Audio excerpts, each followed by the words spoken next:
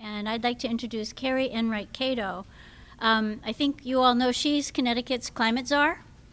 So, she also is the originator of the listserv that we all enjoy, and we share so much information.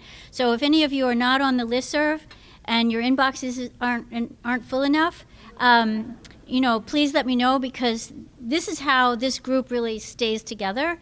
And if once you have the website, the Google archives, there are 12 years of wisdom, and I would think it would be a great PhD project for somebody to dive in there and see the maturation, the birth and the maturation of Connecticut's smart energy progress, really. And thank you, Keri, for making that happen. So here she is. Great. So yes, my name is Keri Enright-Kato. I'm the director of the Office of Climate Change Technology and Research at Connecticut DEEP. I see a lot of familiar faces. I also want to introduce my colleague, Jeff Howard, who I know is here as a citizen versus in work, but he is a colleague in my office and contributes a lot to the climate efforts for the state. Oh, sorry, can you? Okay, is that better? A little taller than most people.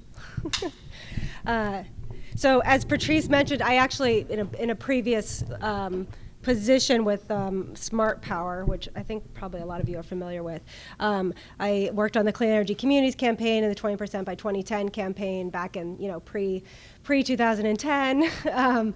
And so we started these task forces to help implement the 20% by 2010 campaign, and the Clean Energy Task Forces kind of evolved out of that, a lot of thanks to citizens and communities and towns who really got, the ball rolling on a lot of clean energy back then. So, I stepped away from that in 2008, and Clean Water Action took over, and it's still going, which is, it warms my heart to see that the task forces are still chugging along and doing a lot of great work, a lot of passion for work in communities. But what I'm here to talk about today is our climate change strategies within the transportation sector.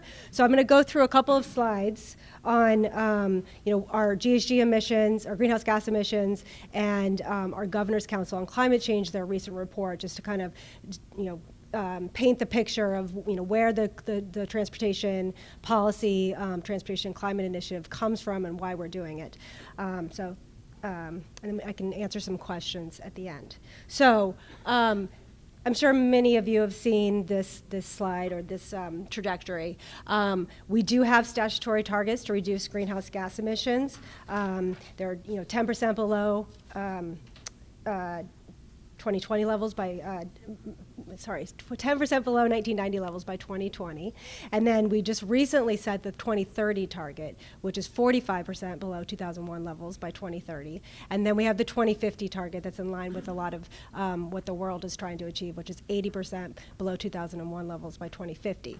So the red line is actually our actual emissions. So you can see that there was a peak in around 2004, 2005, and then we've had a downward trajectory since then.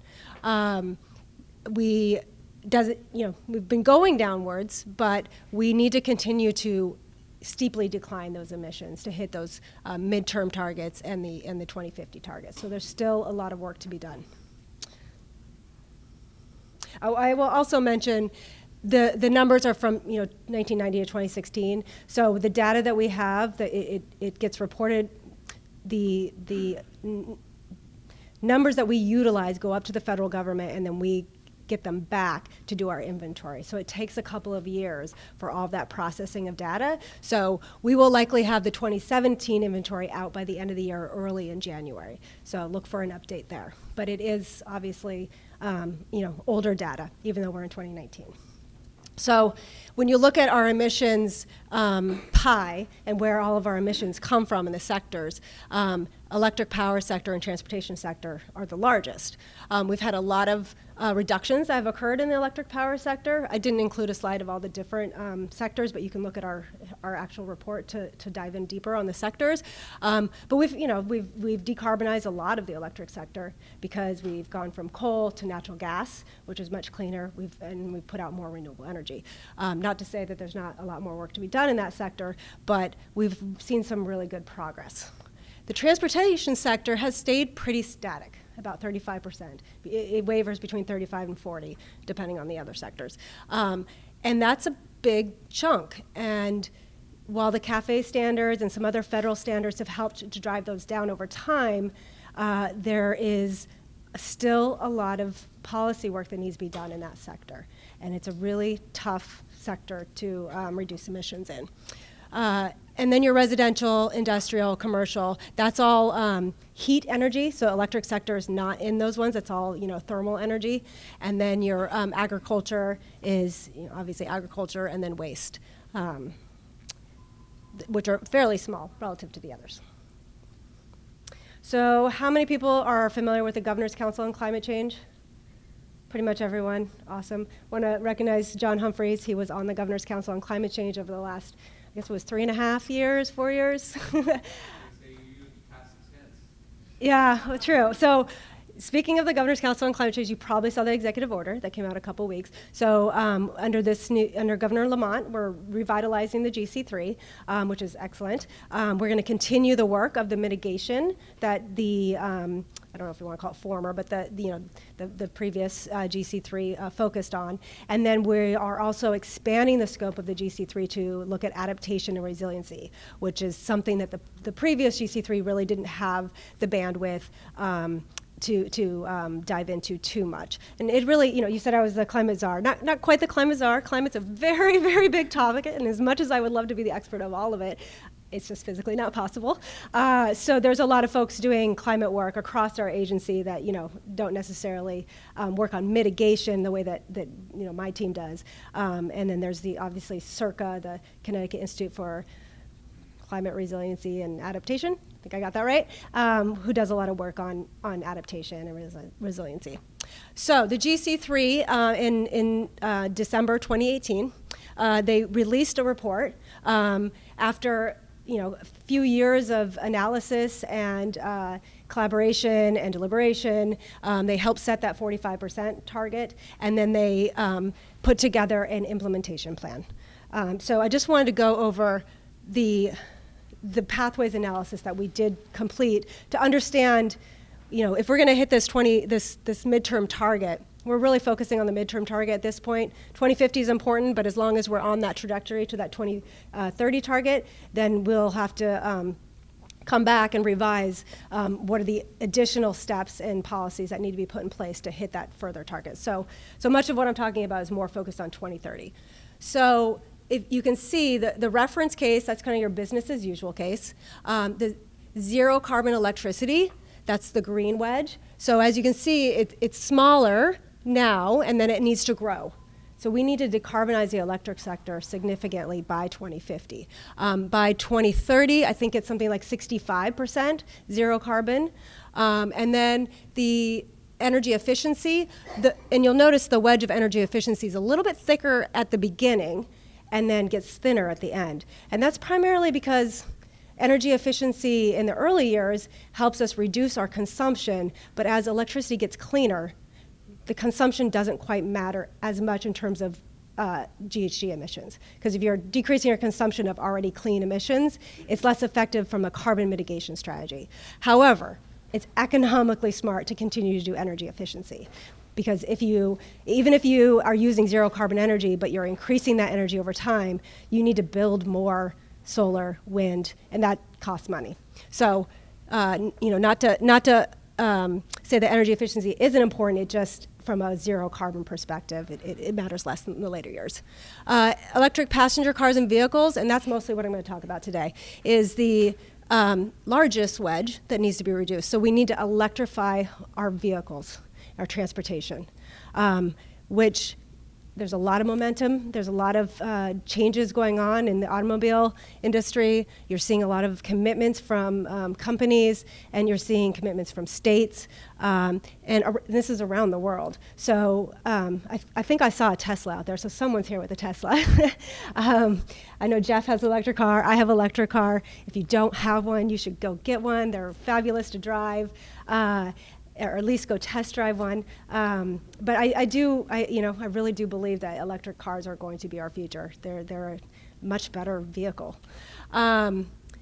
And then residential renewable thermal, that's your air source and ground source heat pumps, and solar thermal and other renewable thermal technologies. And same with commercial thermal, heavy duty electrification. So that's your big trucks and your buses, et cetera. So those are that's going to be a little harder. The technology is just getting going there. There's not a lot of demonstrations of them quite yet, but you're seeing them come into the marketplace, or at least pilots of them. And then clean long haul and rail, and then your vehicle miles traveled reduction. So that's getting people out of cars, getting communities to be transit-oriented, developed, so that you can actually have walkable cities and walkable communities, which I think everyone from just a nice place to live likes. So I think that those are important for the multiple benefits that come from reducing vehicle miles traveled. If people do have questions, I was going to say I can answer them as we go. Yes. Why is DMT such a tiny line and not a wedge? Right. So in that analysis, went the wrong direction. Because we can't control people in what they choose, so it's very difficult to actually reduce vehicle miles traveled. Our VMTs in the state and the nation have grown over time, and so it's less of a strategy than the other strategies. I mean, this is our pathways analysis to figure out how we think policy-wise we can achieve these targets. So in our analysis and looking at kind of successful implementation plans, VMTs is a more difficult strategy to implement. Not that it's less important, but rather it's harder to get guaranteed emissions reductions. Whereas technology changes, it's always easy. You swap out a boiler, you swap out an engine, and that's clean. It's a guaranteed emissions reduction right then and there. VMT reductions happen is resultant of people's choices, which we as a state, we can only influence choices by providing incentives. It doesn't guarantee that they'll change their behavior. Yes? So in order to get the electric passenger cars to actually reduce your emissions, you have to not only go to zero carbon electricity replacing what you're going, you have to increase the zero carbon electricity. Yes. Otherwise, you're just burning more natural gas. Yes. In the switch. Yes, which is why that wedge, that green wedge, is so large. That's why we have to get to, I think it's 95% zero carbon by 2050. But you have to produce the green electricity to run those cars. Right, so that needs to be zero carbon electricity. So it's up to 95% in 2050. So we pretty much have to be zero carbon electricity generation by mid-century. Yeah, so those have to happen in tandem. Or, I mean, you could do the electric first, but we're kind of running out of time, so we gotta do them in tandem. Yes. With regard to vehicle miles traveled, I just became aware of a tool. Google has an information platform called Environmental Information Explorer. Okay. Part of that, I saw this demonstrated in the city of Hartford, so Schubert-Tombly has this, where they just track, I don't know how many people in this room have Google Maps on their phone. I'm sure everyone does. They track that, and so they actually can track within a geographic zone the miles traveled. They know whether you're walking, riding a bike, riding a bus, or riding a car. And it's pretty amazing information. And I bet you if you know that, you might be able to give somebody a prop, like a small electric shock.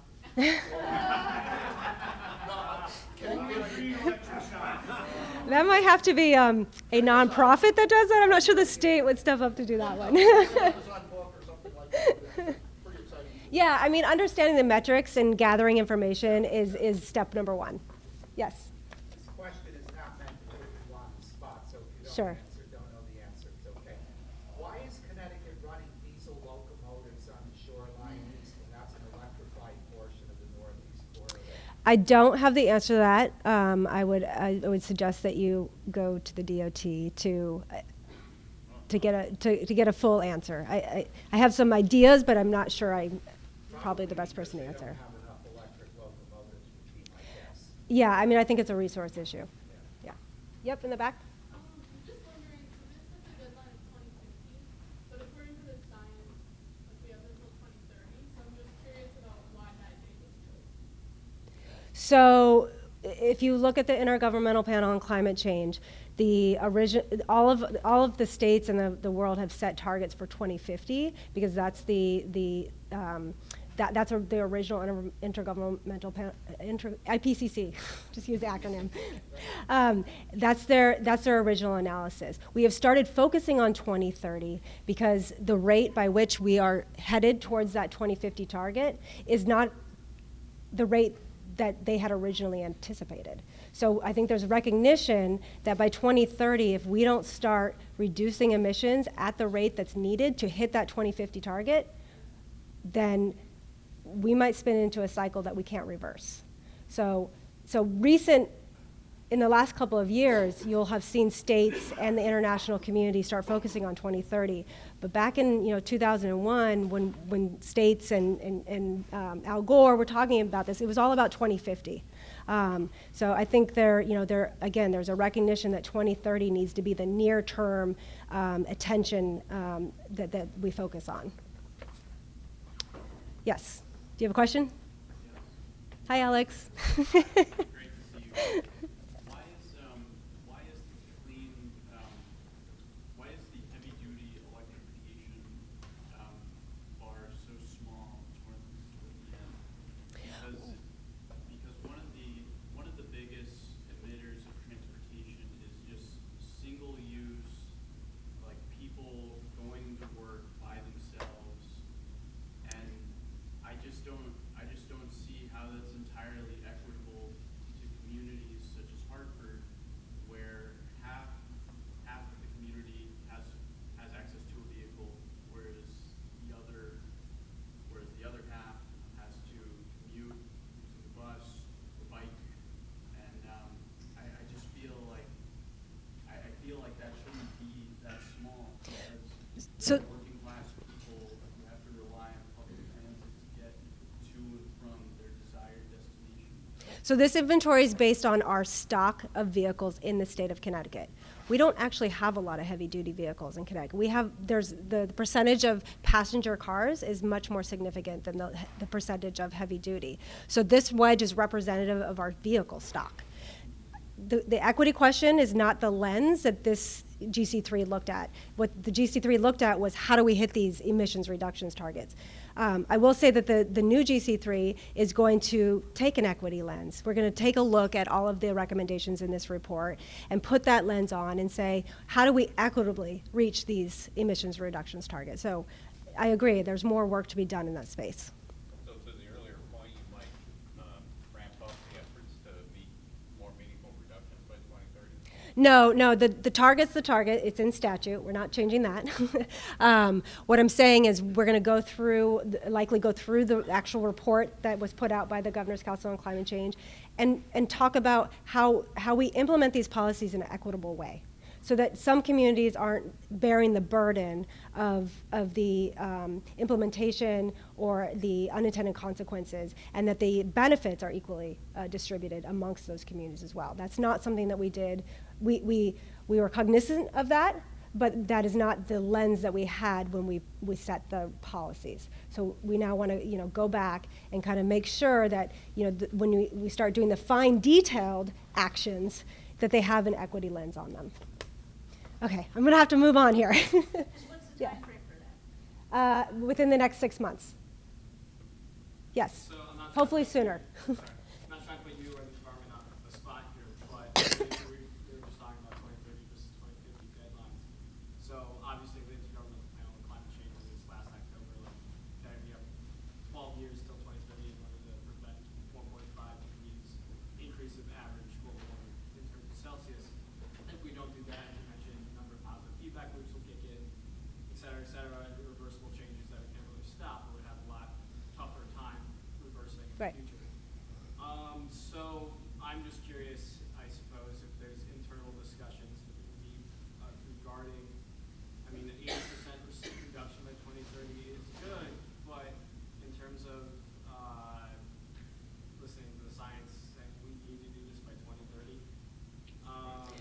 just? Well, let me just- Are we hoping as a state that the 20% that we're not, the final 20% we're hoping will be picked up somewhere else by like someone else? So the 45% reduction target by 2030 is in line with the science.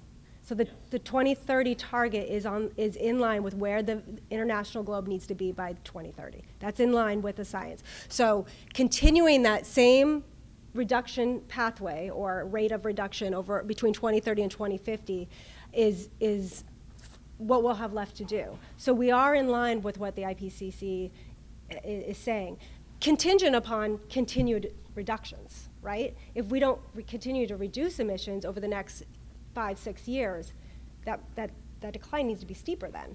So, but I will say that 2030 target is in line with the science. So when you hear that by 2030 we need to reduce, it's not 100%.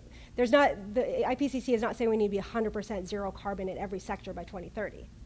That's not what the report says. It says it needs to be around 45. It depends on which country or jurisdiction you're in, but it's around 45%. So we definitely are in line with what the science is telling us. Again, we have to make sure that there is a rate of reduction and not just static, though. Okay, last question, and then I'm going to move on. I had a job at one point going past Hartford from Madison, and what I noticed is we really needed like a rideshare website or something to be able to get from one place to other. Because I found like even talking to that old law from Singleuse, he didn't even like the fact that I knew where he lived because I saw him in the transit. You know what I mean? So at least if we have our rideshare site, Yeah, we do. we would get other people amenable to the same. So have you heard of Connecticut Rides? Has anyone heard of Connecticut Rides? Please tell me you have. Okay, Connecticut Rides, CT Rides. It's been around for at least 15 years. I actually used to work at Yale University, which is just on the road, and I lived in West Hartford. I commuted with people who I found through CT Rides for 7 years. So I encourage you to take, you can sign up. You don't get their personal email. You can contact them through the app. They'll help pair you with someone who lives near you and works near you. So yes, please take a look at CT Rides. It's a really great resource. And it actually tracks your emissions too, because you log your rides. And you get incentives for every, I don't actually know the calculus, but for every number of miles that you actually carpool or take alternative transportation, you get points, and then you actually get like free coupons or free, the ones I've used are the Mystic Aquarium. As you probably saw, my kids are here, so they love the aquarium, so that gives you like 2 free entrances to the Mystic Aquarium. So I can't say more good stuff about CT Rides. Good questions. Okay, so let's move on. I know I'm running out of time. So these are the emissions reductions that need to happen in the the electric sector, and then the building sector. So I'm not going to talk about those today. We don't have time. You can take a look at the report, or maybe I can come back another time and talk about those. But as you can see to your question earlier, we need to reduce the electric sector 71% from 2014 levels. That's a big lift, everything else is contingent upon that electric sector. So building electrification, transportation electrification is contingent upon decarbonization of the electric sector. So what I'm here to talk about is transportation. So the recommendations in the transportation sector were really about maintaining, increasing economy and low zero emission standards. So that's the federal government, CAFE standards, ZEV-LEV programs. I'm sure you've seen in the news over the last several weeks, EPA is has rolled back the CAFE standards and is now attempting to take away the waiver for California. Connecticut is a California waiver state.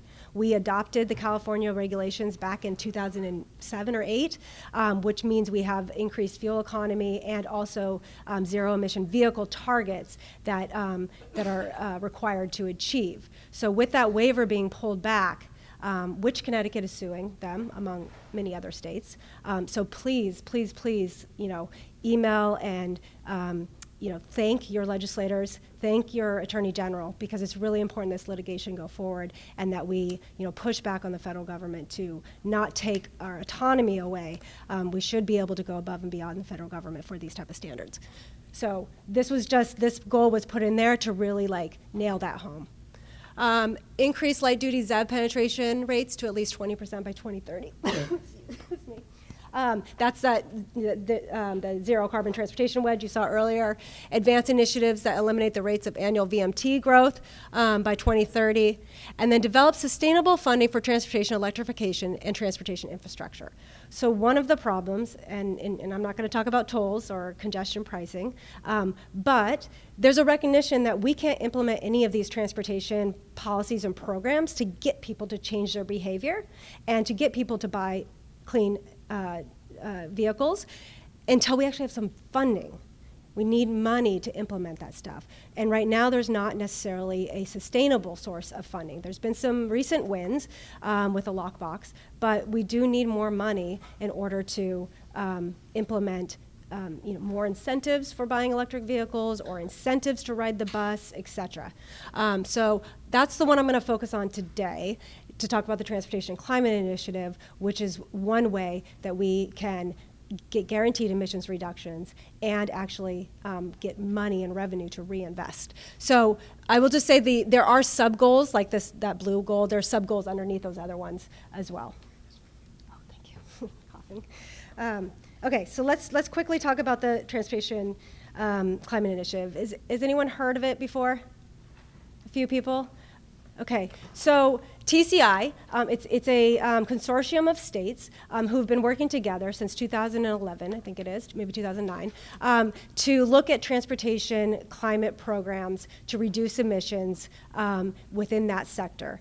We've been working together for a few years now, and a lot of it's resource sharing and information sharing and best practices and kind of putting our policies in alignment. But over the last year, in 2018, at the end of 2018, the states committed to taking a look at a cap and invest program for the transportation sector. How many people are familiar with the Regional Greenhouse Gas Initiative? Okay, good. So it's essentially a similar program to that. That program has driven down emissions within the electric sector. It's a multi-state initiative. We do feel that a regional approach to transportations is necessary and can be the most effective. So these are all the states that committed to investigating a program like this over this year. So I won't go, it sounds like most of you know about RGGI. This is how a cap and invest program works. You inventory the emissions to understand what the baseline is, and then you set an annual greenhouse gas emission reduction budget, or over time. It's a target that declines over time. And then using an auction, the states sell allowances, so permits for pollution, into the market that generate proceeds or revenue. So then those monies are reinvested in GHG mitigation measures.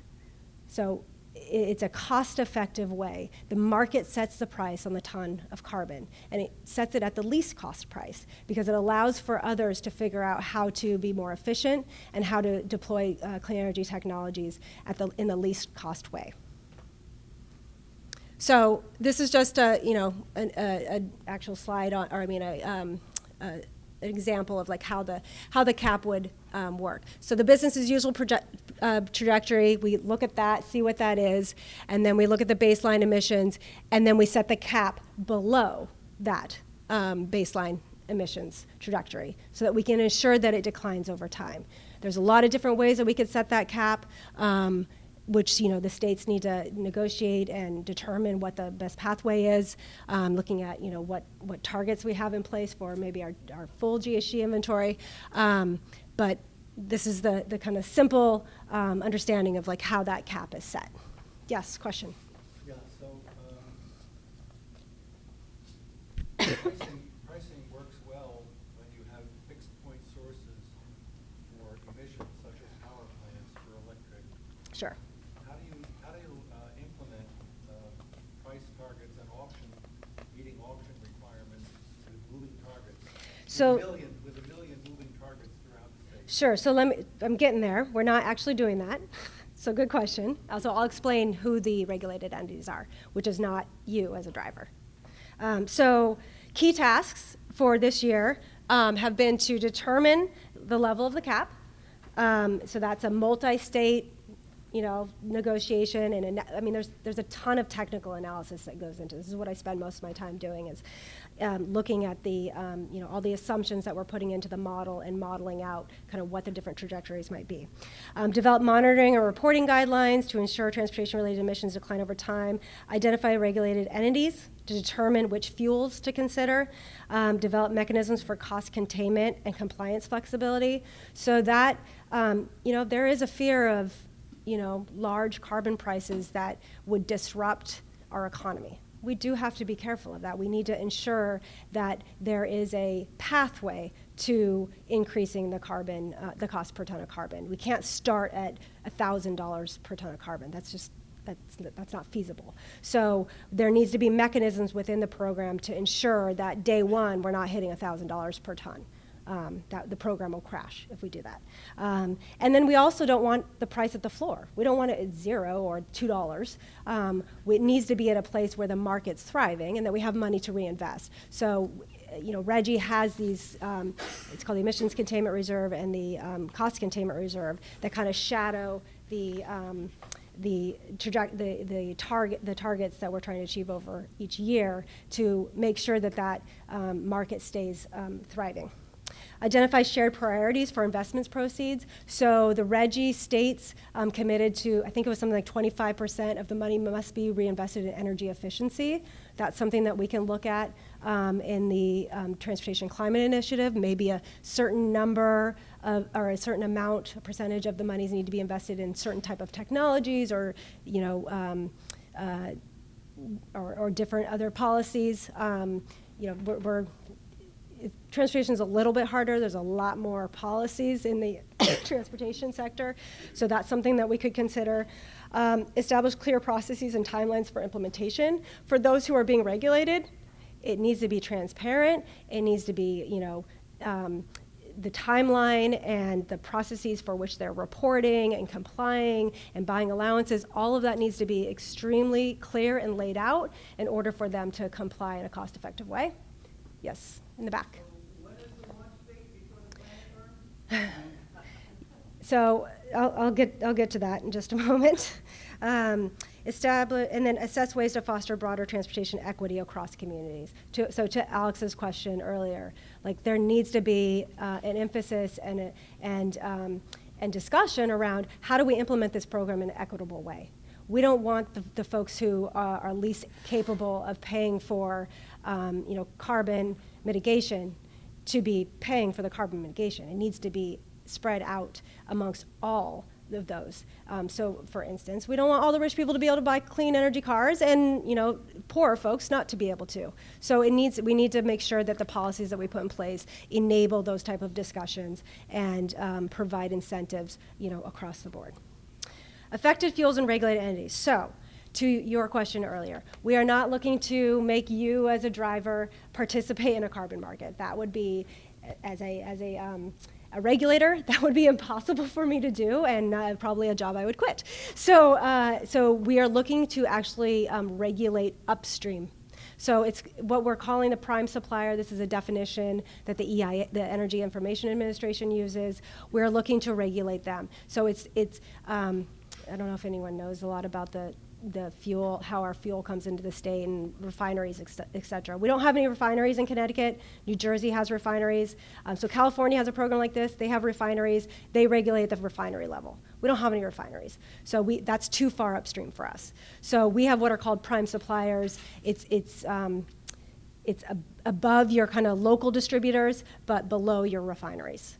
So we're still in conversations or seeking feedback. So if you are in the transportation fuels industry and you have thoughts on where the regulated entity should be, we are taking comment and feedback and wanting to learn. We are in learning mode right now. That's the point at which we think makes the most sense. But again, we're taking feedback and trying to learn more about what makes sense. So you might or you might not see the effects of a carbon price at that level. There's a lot of stuff that goes into transportation, gasoline prices. So, you might see it at the pump, you might not. It's really hard to tell at this point. And then within the actual affected fuels, we're just looking at gasoline and diesel.